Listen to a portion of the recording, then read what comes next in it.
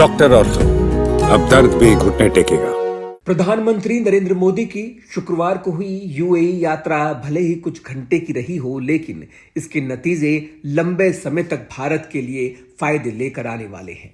इस दौरे में भारत और यूएई के बीच रक्षा, ऊर्जा, इंफ्रास्ट्रक्चर और निवेश से जुड़े कई अहम समझौते हुए, जिनसे दोनों देशों की साझेदारी और मजबूत होती दिखाई दे रही है।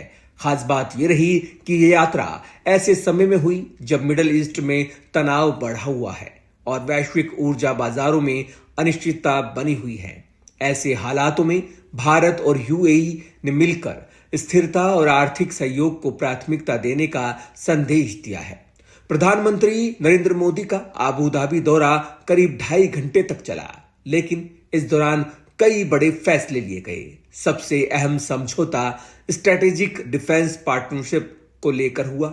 इस समझौते के जरिए भारत और यूएई रक्षा क्षेत्र में मिलकर काम करेंगे, जिससे सिर्फ सैन्य अभ्यास नहीं बल्कि आधुनिक रक्षा तकनीकों का संयुक्त विकास और निर्माण भी शामिल है। दोनों देश खुफिया जानकारी साझा करेंगे और आतंकवाद के खिलाफ सहयोग को भी मजबूत करेंगे। माना जा रहा है कि इससे भारत की सुरक्षा क्षमता और ज्यादा मजबूत होगी। ऊर्जा क्षेत्र में भी दोनों देशों के बीच महत्वपूर्ण समझौते हुए। भारत की बढ़ती ऊर्जा जरूरतों को देखते हुए यूएई के साथ स्ट्रेटेजिक पेट्रोलियम रिजर्व पर समझौता किया गया, जिसका मकसद यह है कि अगर भविष्य में वैश्विक बाजार में तेल की सप्लाई प्रभावित होती है या मिडिल ईस्ट में तनाव बढ़ने से कच्चे तेल की कीमतों में भारी उछाल आता है, तो भारत के पास पर्याप्त भंडार मौजूद रहे। इससे देश की ऊर्जा सुरक्षा को मजबूती मिलेगी।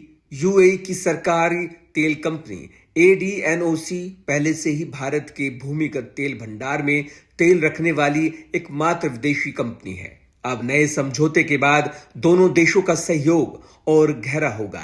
भारत को लगातार और भरोसेमंद तेल आपूर्ति मिलती रहेगी, जबकि यूएई को अपने बढ़ते उत्पादन के लिए एक स्थायी बाजार मिलेगा।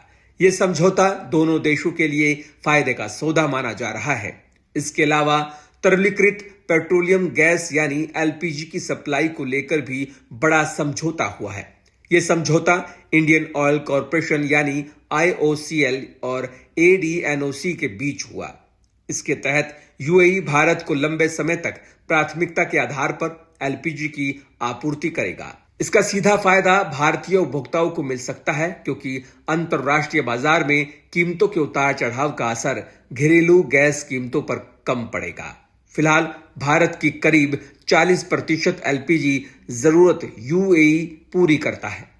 समुद्री क्षेत्र में भी दोनों देशों ने सहयोग बढ़ाने का फैसला लिया है। गुजरात के वाडीनार में शिप रिपेयर क्लस्टर स्थापित करने के लिए समझौता हुआ। इस परियोजना से भारत की समुद्री अवसंरचना मजबूत होगी और देश जहाजों की मरम्मत और रखरखाव का बड़ा केंद्र बन सकेगा। इससे रोजगार के नए अवसर भी पैदा होंगे और भारत की समुद्री अर्थव्यवस्था को गति मिलेगी। यूएई ने भारत में $5 अरब के निवेश की घोषणा भी की है। यह निवेश भारत की इंफ्रास्ट्रक्चर परियोजनाओं, बैंकिंग और हाउसिंग फाइनेंस सेक्टर में किया जाएगा, जिसमें आरबीएल बैंक की क्रेडिट क्षमता बढ़ाने और सम्मान कैपिटल जैसी कंपनियों को मजबूती देने पर भी फोकस रहेगा। इससे भारतीय अर्थव्यवस्था को नई ताकत मिलने की उम्मीद है।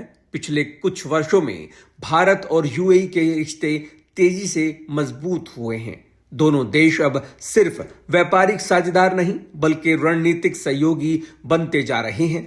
व्यापक आर्थिक साझेदारी समझौते यानी सीईपीए के बाद दोनों देशों के बीच व्यापार $100 अरब के पार पहुंच चुका है। अब लक्ष्य इसे आने वाले वर्षों में $200 अरब तक ले जाने का है। कुल मिलाकर प्रधानमंत्री नरेंद्र मोदी की ये छोटी लेकिन अहम यात्रा भारत के लिए कई मायनों में फायदेमंद साबित हो सकती है। रक्षा से लेकर ऊर्जा सुरक्षा, निवेश और इंफ्रास्ट्रक्चर तक हर क्षेत्र में हुए समझौते ये दिखाते हैं कि भारत और यूएई के संबंध अब नई ऊंचाइयों की ओर बढ़ रहे हैं। डॉक्टर ऑर्थो, अब दर्द भी घुटने टेकेगा।